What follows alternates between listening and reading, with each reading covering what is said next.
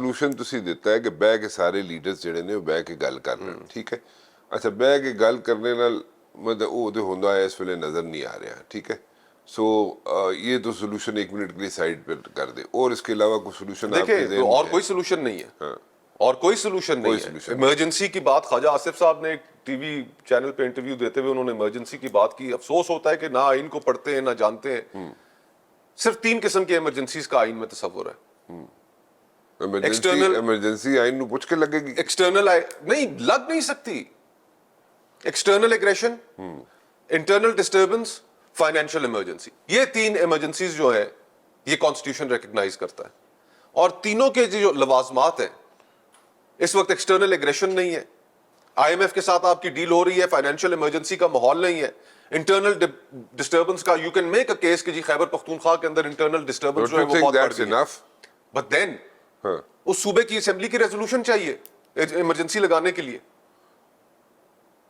परवेज मुशर्रफ की इमरजेंसी का लोगों के ज़हन में ख्याल आता है, वो इमरजेंसी नहीं थी, वो मार्शल लॉ था।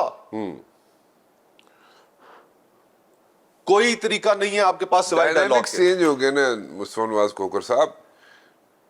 इंस्टेबिलिटी के लिए या किसी मुल्क को इंस्टेबिलिटी की तरफ लेके जाने के लिए डायनामिक्स चेंज हो गया ना। क्या हम खुद जिम्मेदार हैं? तो जिम्मेदारी चलो छोड़ो ना, हुण जेडी सिचुएशन सिर ते पई है ओनू जरा कर लईए ना।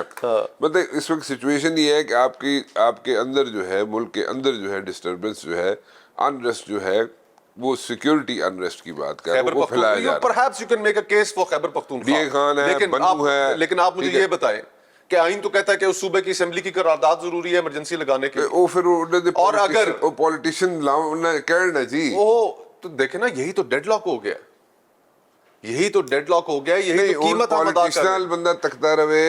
मैं मतलब कि ये नहीं पॉलिटिशियन अच्छे भी बड़े हैं, मतलब कि मेजॉरिटी पॉलिटिशियन अच्छे हैं, बीच में है, सब जगह होते हैं, हमारी फील्ड में भी होते हैं, सब जगह होते हैं।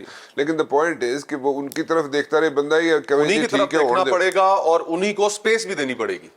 खोखर साहब गल सुनो, अगले बंदे घर आके इत्थे जनाब अनरेस्ट फैला रहे ने, टेररिज्म फैला रहे ने, असीं उन्हां दी तरफ तकदे रहिए। मतलब ये भी देखो ना, थोड़े इस दूसरे एंगल नाल देखो ना। राना भाई मुझे आप ये बताएं, दुनिया की कोई फौज अवामी ताईद के बगैर कोई ऑपरेशन कर सकती है? मैं ऑपरेशन की गल ही नहीं कर रहा, मैं उधर ही आ रहा हूं। सवाल आपके सामने, कौमी असेंबली तमाम सियासी जमातें फौज के साथ खड़ी हुई और कड़ाके के ऑपरेशंस उन्होंने किए।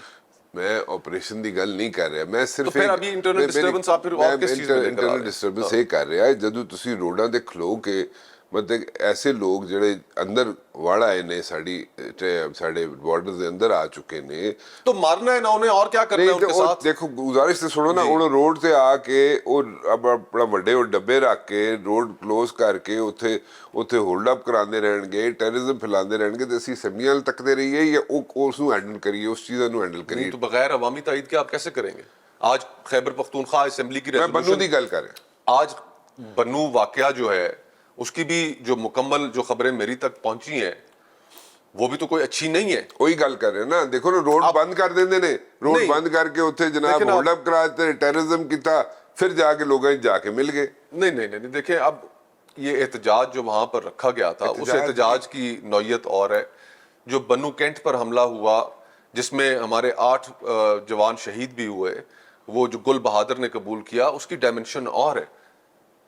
इस वक्त एतमाद की कमी है, अज़्म इस्तेकाम से ज्यादा अज़्म एतमाद की जरूरत है।